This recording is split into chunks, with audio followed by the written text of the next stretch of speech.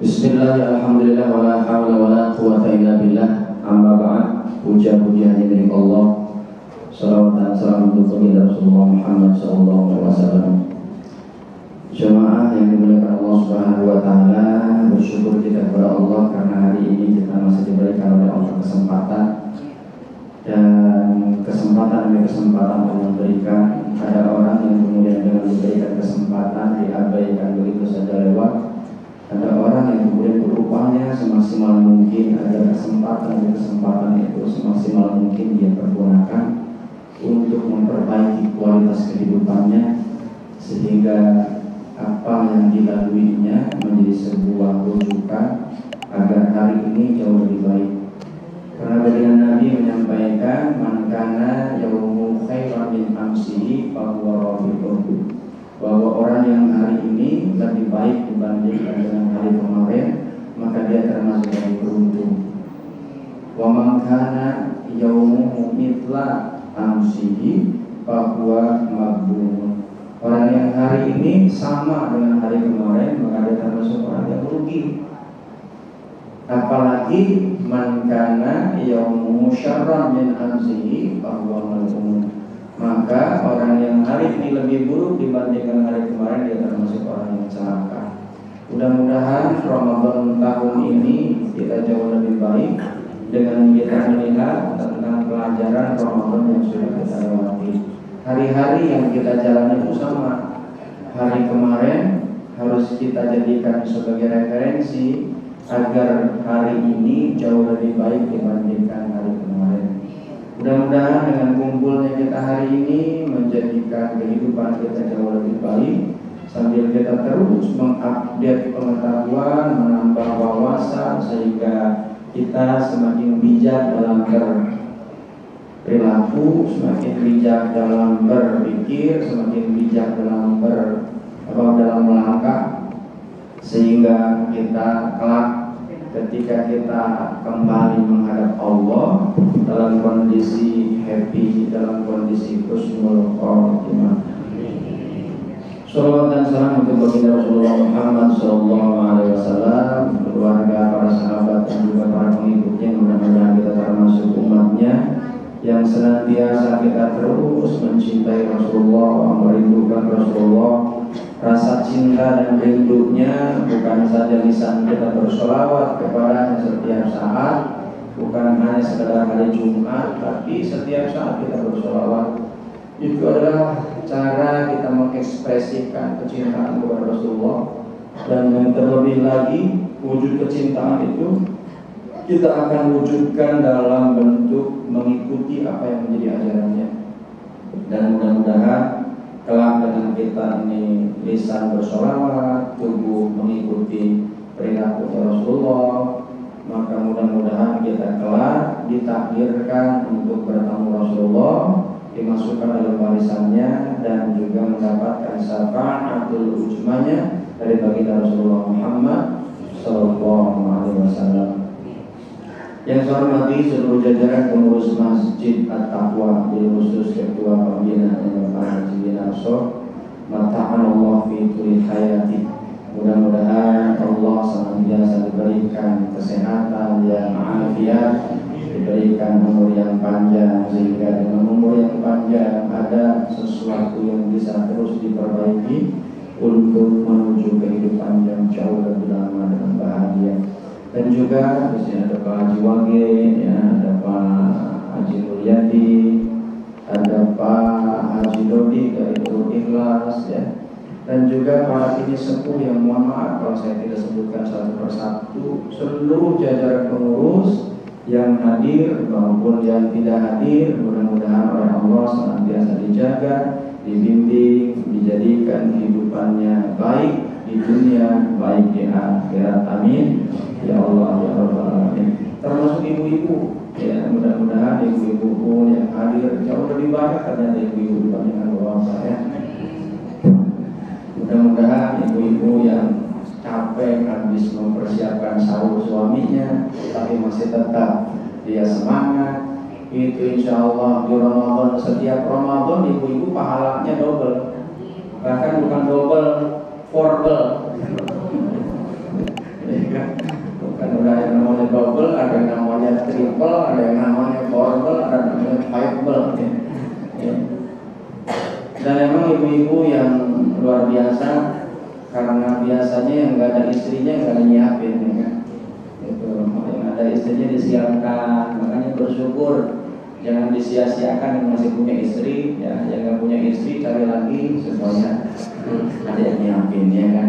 Oh iya kan, kalau udah nggak ada kan, kalau yang masih ada ya nggak apa-apa kalau mau nyari lagi kalau berani, ya kan?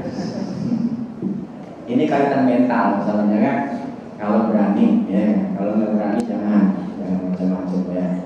Nanti diborok, ya. Baik jemaah yang dimuliakan Allah Subhanahu wa taala, kita ini sudah memasuki hari yang ke-4, ya. Dan jemaah yang dimuliakan Allah Subhanahu wa taala, ini tema kita sengaja saya angkat membangun mental sehat di bulan Ramadan. Jemaah yang dimuliakan Allah Subhanahu wa taala, orang ini berani atau takut itu bukan karena badannya kecil atau besar. Betul kan? Tapi yang membuat orang itu berani karena mental. Ada sebuah peristiwa kisah yang seringkali mungkin bagi orang-orang yang sering ngaji, yang namanya Nabi Daud. Ya, Nabi Daud tahu? Ya, Nabi Daud tahu nggak? Kira pernah ketemu.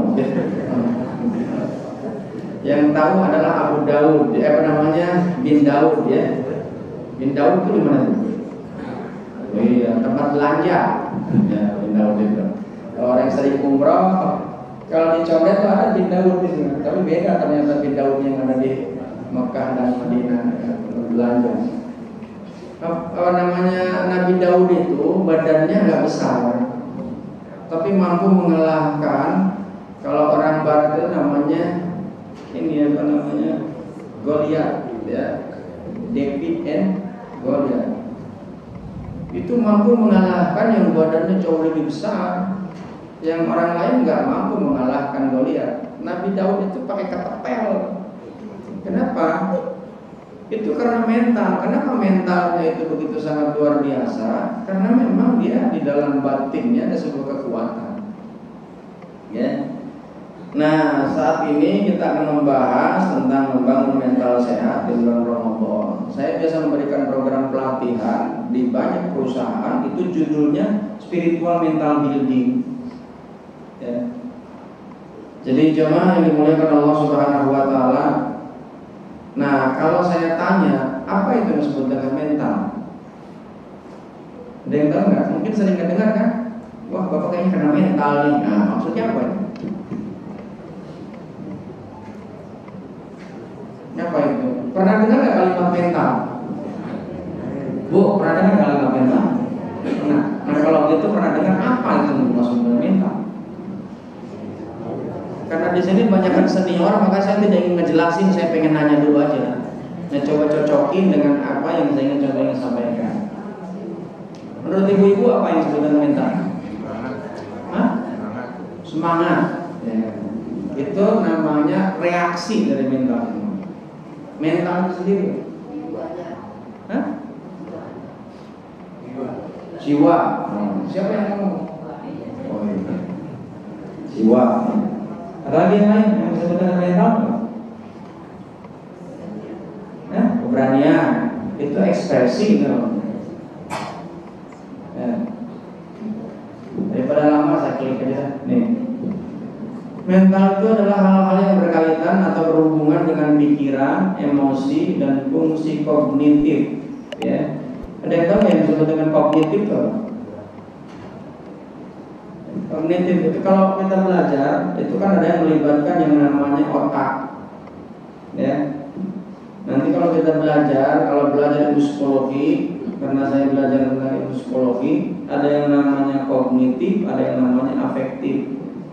Tapi saya akan membahas tentang mungkin. Jadi jemaah yang dimuliakan Allah Subhanahu wa taala, bahwa yang namanya mental ini yang berkaitan atau berhubungan dengan pikiran. Kita mikir nggak? Mikir. Al-Quran memerintahkan hampir diulang 99 kali kita ini untuk suruh berpikir. afala taqilun, afala tatadabbarun, afala tubsirun, li ulil albab. Kayak Al-Quran surat Al-Imran kan, inna fi khalqis samawati wal ardi wa ikhtilafil laili wan nahari la ayatin li ulil albab, bagi orang-orang yang berpikir, ya gitu. Nah, sebab itulah jemaah yang dimuliakan Allah Subhanahu wa taala. Kenapa? Makanya lihat, Nabi Muhammad tuh mentalnya kuat luar biasa. Kalau nggak kuat, lahir di Mekah yang dalam kondisi karakternya keras, ya. Nabi Muhammad lahir dengan ketakutan, mentalnya luar biasa. Diusir, santai aja. Begitu hijrah ke Taif juga santai aja. Itu orang mental hebat begitu, nggak tergoyahkan gitu. Maka nanti itu ada yang namanya mental itu. Nanti akan saya bahas tentang mental yang sehat, mental yang sakit, mental yang bermasalah gitu. Dan bahkan sekarang ini yang namanya mental sehat ini menjadi isu dunia. Perusahaan-perusahaan itu banyak yang namanya program yang disebut dengan mental health, ya. Nah, banyak orang yang kemudian menjalankan ibadah puasa, mentalnya masih tetap sakit. Dan sukses terpuruknya seseorang itu tergantung mental. Ya, jadi ini kaitan dengan yang namanya pikiran, emosi, ya kan? Kemudian fungsi kognitif individu. Yang secara umum mental ini digunakan untuk menggambarkan segala sesuatu yang berhubungan dengan perasaan, pikiran, kepercayaan, perilaku, dan emosi seseorang, ya. Nah, ketika kita tentang yang namanya kognitif, ya, kan ada juga afektif. Singkat dulu. Kognitif itu berkaitan dengan kemampuan otak atau intelektual seseorang, pemahaman dan berpikir kritis. Sementara afektif berkaitan dengan sikap, emosi, nilai, motivasi, ya. Tema judul besar kita kan kajian akhlak dan motivasi, ya. Dan keduanya ini adalah sesuatu yang krusial untuk mengukur keberhasilan dan pembelajaran secara utuh. Itu yang namanya kognitif dan afektif, ya. Itu dua-duanya adalah berkaitan dengan kejiwaan, ya. Nah, jemaah yang dimuliakan Allah Subhanahu wa taala, ketika kita untuk mengetahui sejauh mana tentang yang namanya mental yang kita miliki, ya. Bagaimana caranya mengetahui bahwa mental seseorang itu sehat atau sakit? Sesuai dengan judulnya kan, membangun mental sehat, ya. Judulnya apa tadi? Membangun mental sehat melalui Ramadan, ya, melalui Ramadan. Karena di Ramadan nanti ada beberapa aspek ya di Ramadan itu. Gimana caranya untuk mengukur bahwa mental seseorang itu sehat atau sakit? Caranya adalah yaitu ketika seseorang berhadapan dengan sebuah peristiwa yang sifatnya menekan. Nah, ketika seseorang itu terpressure, itu ada orang yang kemudian langsung ciut. Ada orang yang tetap dia berani. Nah, itu terpengaruh oleh sesuatu yang ada di dalam. Begitu orang yang sebetulnya kita ini dulunya bermental juara, ya. Kapan? Ketika kita masih berada di alam perut, alam rahim, mental juara. Kalau nggak bermental juara, nggak jadi kita saat ini. Ini bukan berbicara tentang pornografi, apalagi dalam puasa, kan? Sel sperma itu yang dikeluarkan oleh laki-laki yang normal, berdasarkan informasi yang saya baca, itu sekali keluar itu jumlahnya 250.000 sel, ya, 250.000 sel sekali. Yang jadi berapa?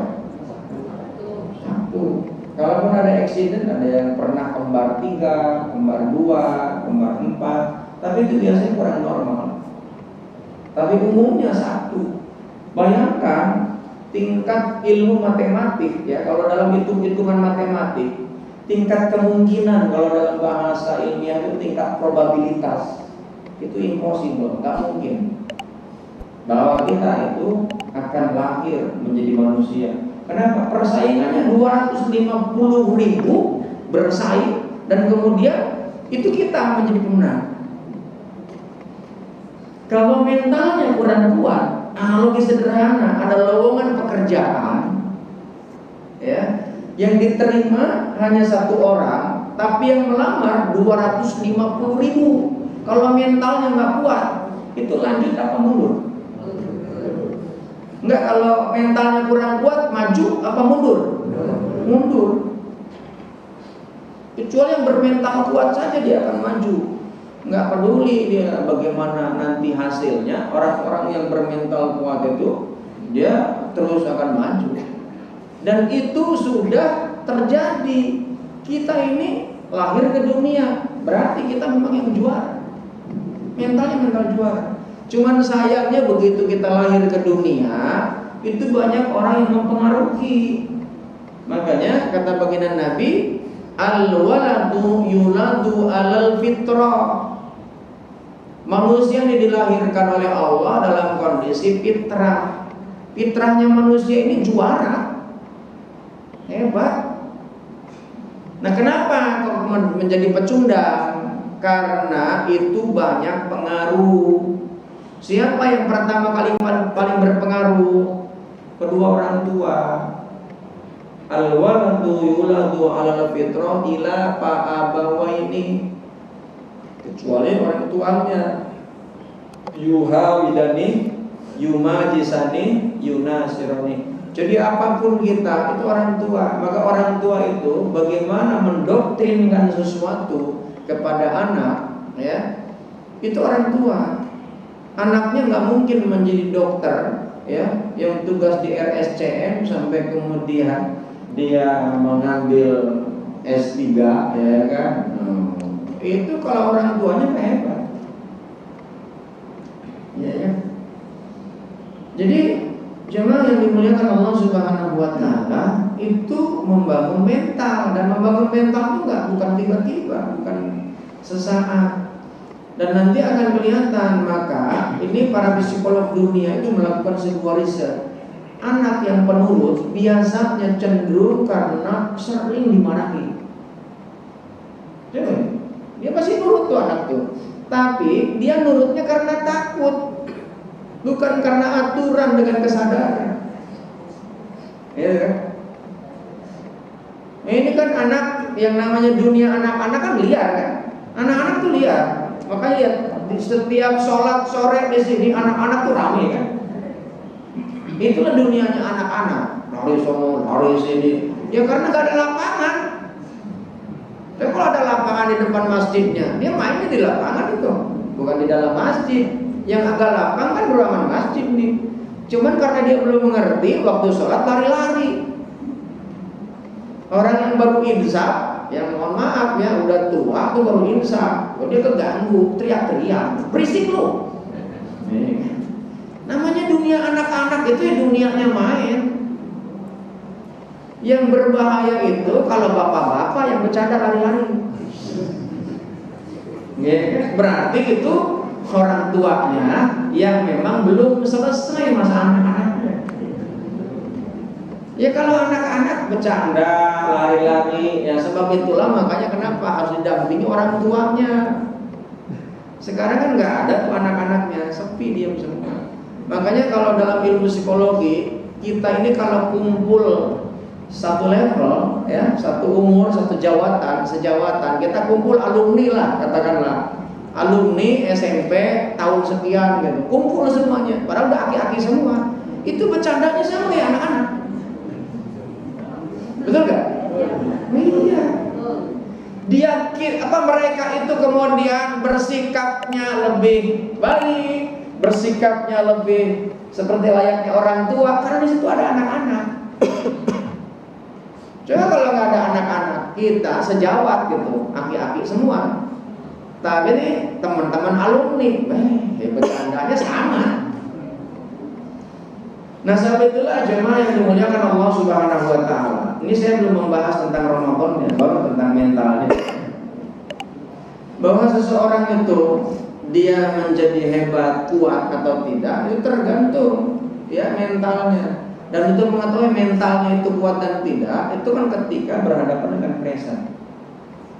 Ada orang yang ketika terpressure itu keluar tuh aslinya. Ya.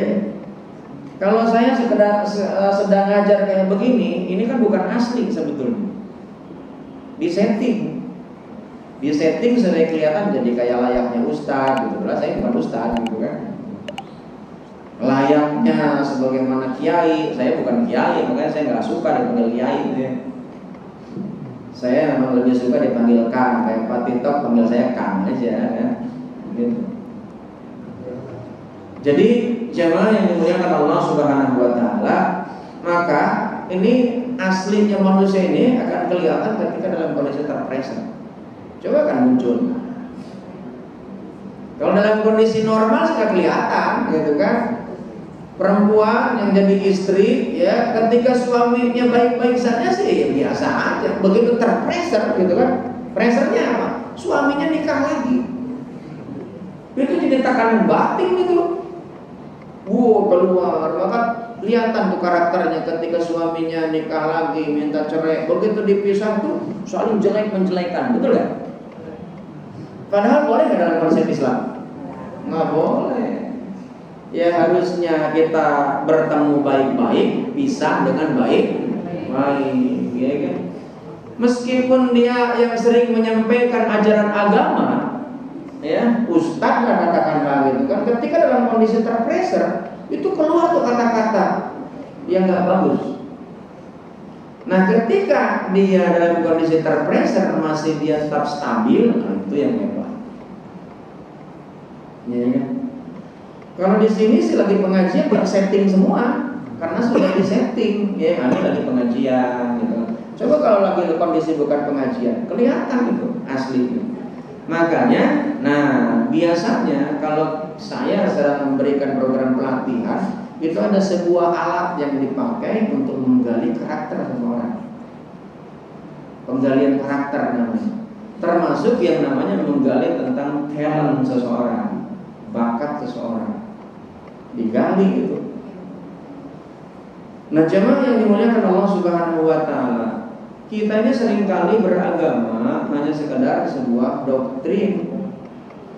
Yang doktrinnya pokoknya telan mentah. Ketika telan mentah ya sudah, nggak ada yang namanya proses dialog, nggak ada proses tanya jawab, nggak ada. Pokoknya jangan banyak nanya. Udah dari sononya begitu tentang agama. Begitu nggak kira-kira?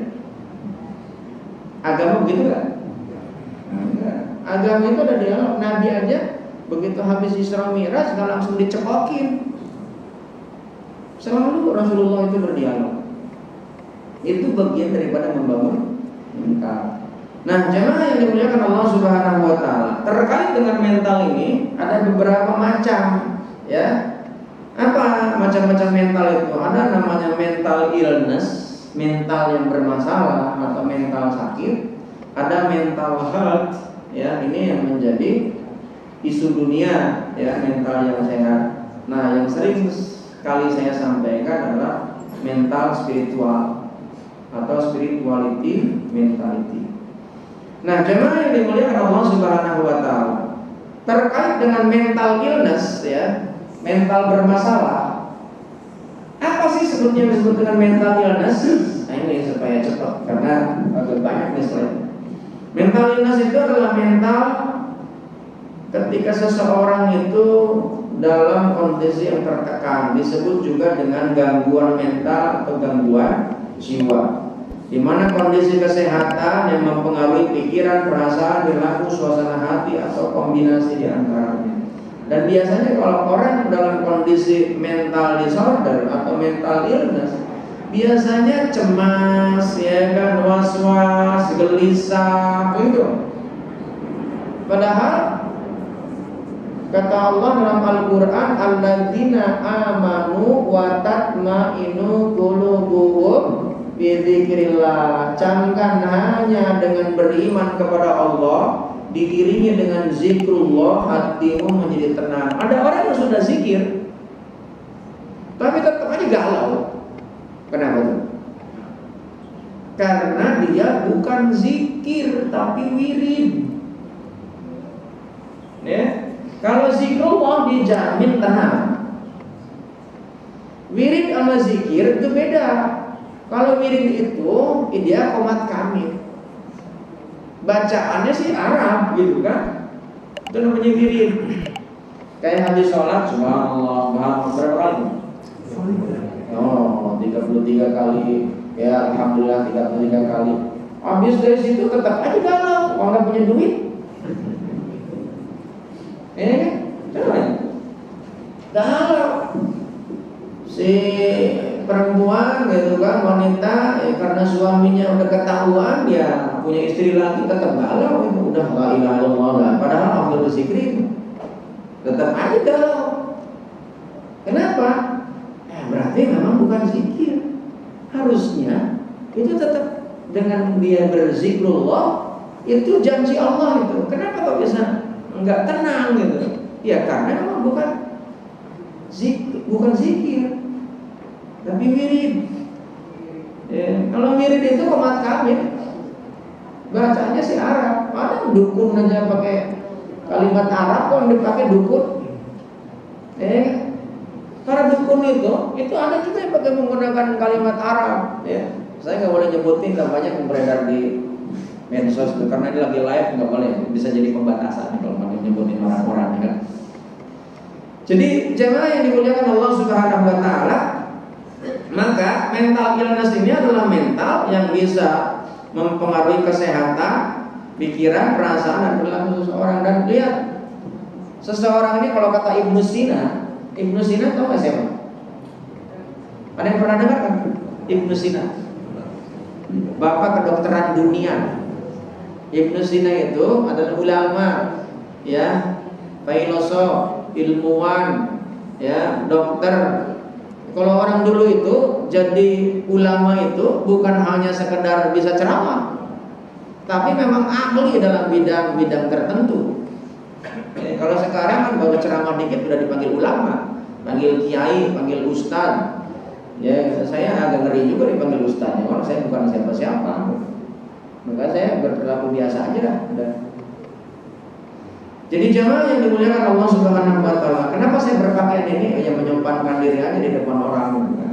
Hari-harinya kan saya pakai kaos oblong, pakai celana lepis, hari-harinya gitu.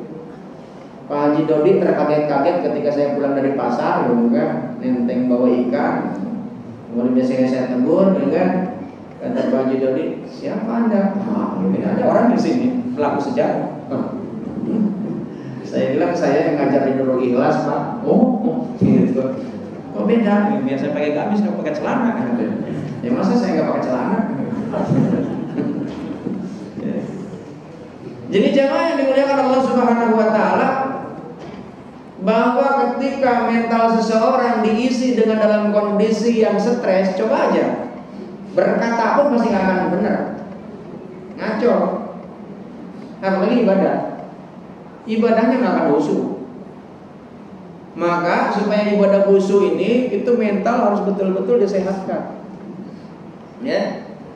Yang kedua ada mental health. Ya, ini saya bahas dulu, nanti akan kelihatan ciri-cirinya. Mental health itu apa? Mental health itu adalah sebuah kondisi dari kesejahteraan yang didasari individu yang di dalamnya terdapat kemampuan-kemampuan untuk mengelola stres, kehidupan yang wajar, untuk bekerja secara produktif. Ini WHO ya. Mental health itu adalah mentalnya sehat. Dia posisinya happy. Ya. Nah, kemudian kalau mental spiritual itu apa? Nah ini, kalau mental spiritual adalah mental yang tangguh, yang didasari dengan pemahaman atau nilai-nilai akan sesuatu yang diyakini sehingga semuanya memiliki makna. Sebagaimana nama spiritual. Spiritual itu kan berkaitan dengan value, dengan meaning, dengan makna. Ya. Jadi apa? Itu hanya sekedar ritual.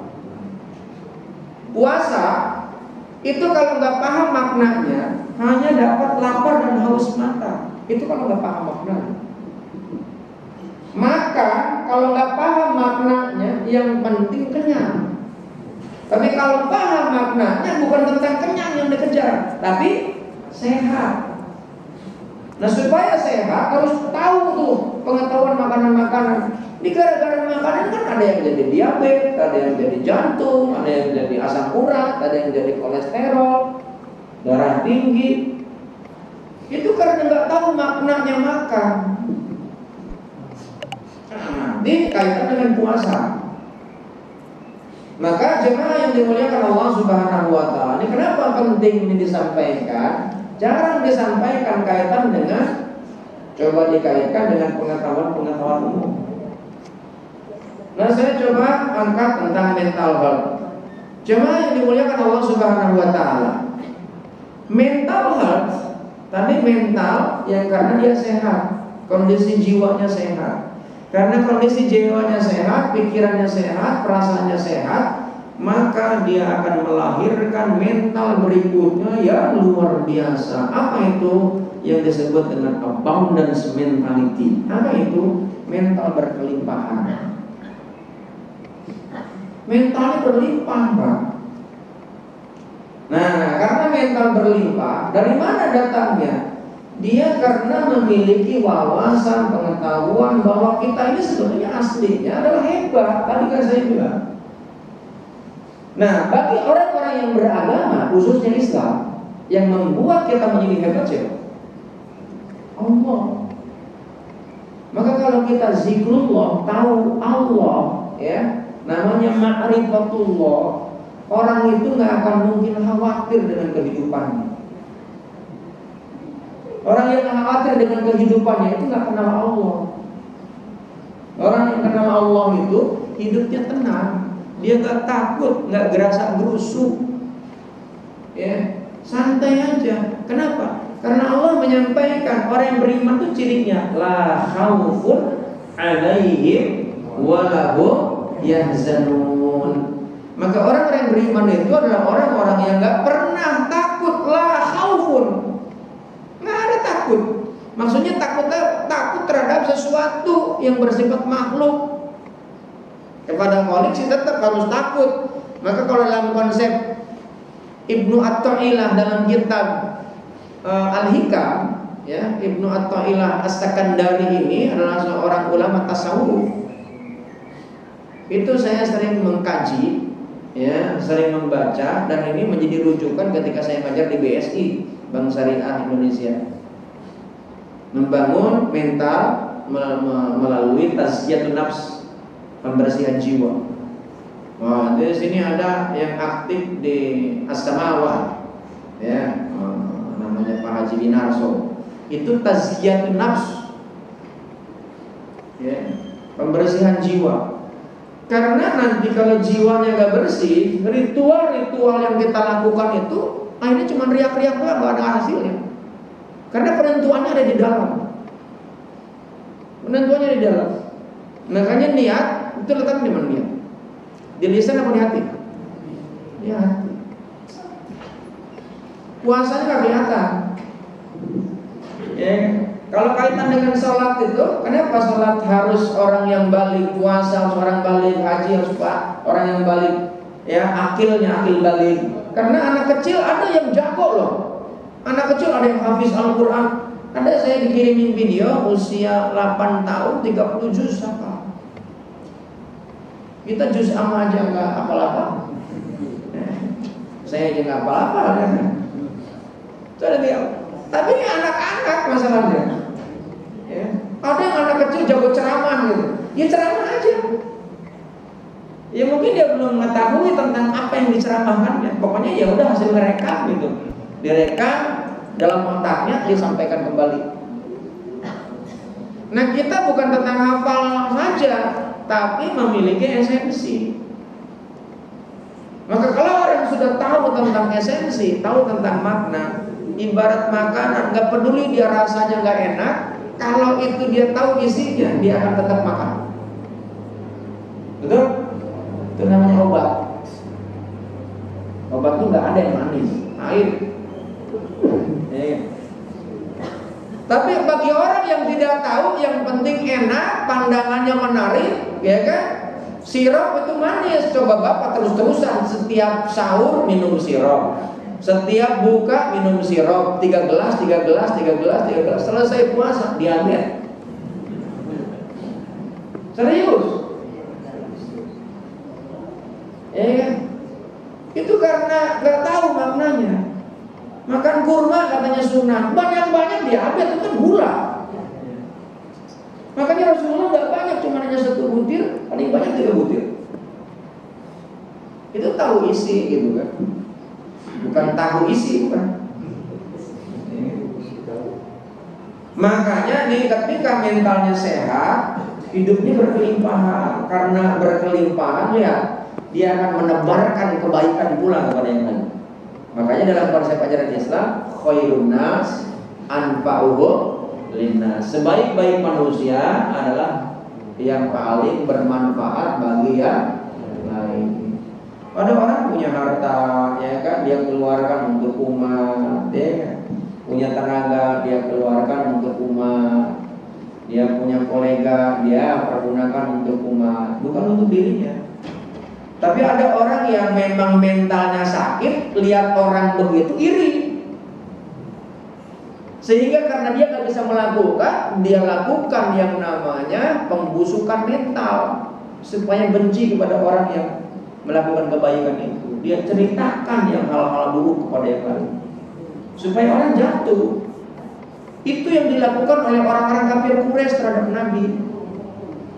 Ya. Maka kalau ada orang yang berpuasa seperti itu masih begitu, itu cuma lapar doang dapatnya. Ya. Makanya nih abundant mentality, mental berkelimpahan. Kalau dalam dunia kerja, Pak, dia nggak pernah banyak nuntut sama pimpinan perusahaan, sama perusahaan. Yang penting dia berikan ke perusahaan dengan produktivitas, dengan kinerja yang tinggi. Kalau saya sampaikan begitu, Anda nanti akan balik. Wallah, bagi Anda yang beragama, agama apapun saya bilang, ketika Anda melakukan yang terbaik, itu nggak akan mungkin hilang. Asal Anda yakin. Nggak yakin aja balik. Orang baik itu kemana-mana akan dicari. Nih, meskipun kadang-kadang ada orang yang menghinakan, kayak Nabi kan dihinakan, tapi wallah, sampai saat ini Nabi Muhammad itu masih tetap melekat di dalam orang-orang yang mencintainya. Yang kedua, mentalnya tangguh, unshakable mentality. Maka tak tergoyahkan orang-orang yang mentalnya itu sehat. Itu akan melahirkan itu. Mentalnya tangguh. Meskipun itu dijelek-jelekan, meskipun dia di kriminalitas, kemudian dia dijelek-jelekan, ya kan, tetap dia go, ya, tetap dia jalan. Meskipun gak ada yang uji terhadap kebaikannya, ya tetap jalanin, udah. Tapi begitu kita ini ingin mendapatkan pujian karena kebaikan yang kita lakukan, langsung dikit-dikit ngambek, dikit-dikit ngambek kok dikit-dikit. Itu kata sih. Kata siapa? Calon tol. Ya kan? Jadi jemaah yang dimuliakan Allah Subhanahu wa taala, makanya nih orang yang kebanyakan dikit-dikit ngambek, mentalnya mental pecundang itu. Kalau mental juara itu jarang kayak begitu. Kenapa? Karena pengennya dihormati, dihargai, ya kan? Ketika nggak dihargai, langsung ciut gitu. Itu mentalnya mental yang rapuh. Mental yang kuat tuh unshakable. Dia mau dihargai enggak, bodo amat. Makanya lihat, supaya mental yang kuat, maka lihat di dalam ibadah itu perintah dari Allah. Wa ma umiru ilal liya'budullaha mukhlishina lahud-dina hunafa. Allah gak perintahin itu sama hamba-hambanya yang beribadah yang gak didasari dengan keikhlasan. Yang diterima oleh Allah itu ibadah seseorang itu karena ikhlas. Kalau gak ikhlas gak diterima, cuman riak-riak doang. Kata Allah, aku gak butuh. Yang ikhlas saja memang untuk dirinya, bukan untuk aku. Meskipun nanti ini dalam puasa ini kan ada kalimat as-sawmu li wa ana ajzibi. Puasa ini untukku dan aku kelak yang akan memberikan pahalanya.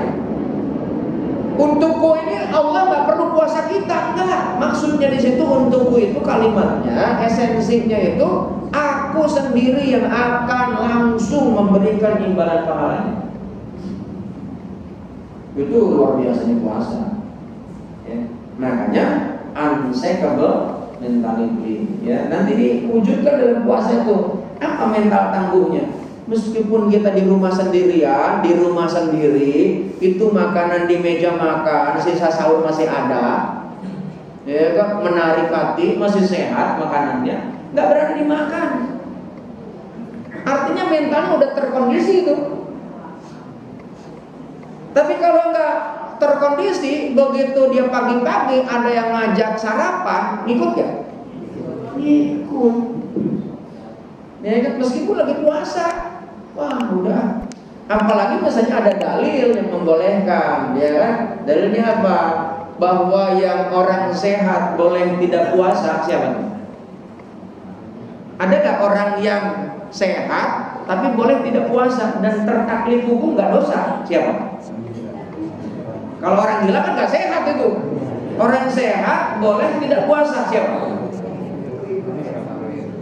Oh, ibu-ibu mah itu kan sedang haid itu sedang sakit, darah penyakit kan itu kan haid itu. Coba kira-kira siapa? Musafir, ya kan? Marid au safar.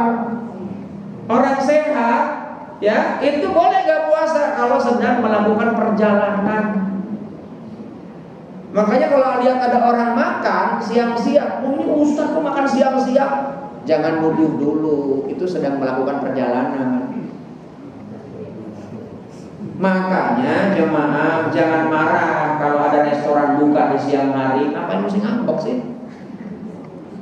Ada orang nggak puasa ngambek juga. Terus apa bedanya mereka sama kita? Nggak usah marah. Mereka makan di depan kita, biarin aja. Ini di masjid lo kagak menghargai orang tua puasa. Nah terus apa bedanya inti sama dia? Puasa tujuannya tuh apa? Mengendalikan emosi. Nggak usah takut, ya kan? Ya mau buka mau apa? Nah kan kalau warung ditutup di Boraku, apa ada tuh yang ngancur-ngancurin orang jualan? Nggak boleh sebutin lah siapa ya. Ini lagi live ya, nanti pembatasannya. Ya. Jadi jemaah yang dimuliakan, ada tuh yang suka ngancur-ngancurin itu orang lagi puasa, restoran buka. Biarin aja, kenapa pusing? Mau makan mau enggak? Niat kita kan puasa kan? Puasa tujuan apa? Mengendalikan emosi. Nabi Muhammad di tengah-tengah kondisi di mana orang pada nggak puasa, Nabi Muhammad sendiri tetap puasa. Itu mental yang disebut dengan unshakable mentality. Dia nggak terpengaruh. Kalau yang namanya intan, meskipun dicampur dengan batu koral, akan berubah. Tetap aja batu intan. Meskipun dicampur itu dia septic tank. Dia nggak akan berubah menjadi kotoran, enggak. Tetap dia intan. Unshakable mentality. Jadi Bapak Ibu yang dirahmati Allah Subhanahu wa taala, mari kita memiliki mental yang tangguh. Dengan mental yang tangguh hidup tuh happy setiap saat. Ada yang menghargai enggak, apa dihargai juga santai, enggak dihargai juga santai, biasa aja. Ya, enggak usah membuat kita menjadi merasa tersinggung. Ini kadang-kadang ada orang yang karena memposisikan diri terhormat, begitu enggak dihormati menjadi hina. Kenapa? Karena dirinya yang menghinakan. Biasa aja. Ya. Nah, sementara jamaah yang dimuliakan Allah Subhanahu wa taala, untuk bisa menjadikan bahwa kita ini abundant mentality dan juga unshakable mentality, ada dua yang harus kita lakukan. Yang pertama adalah melakukan perjalanan ke dalam. Yang kedua melakukan perjalanan keluar. In, out. Ya.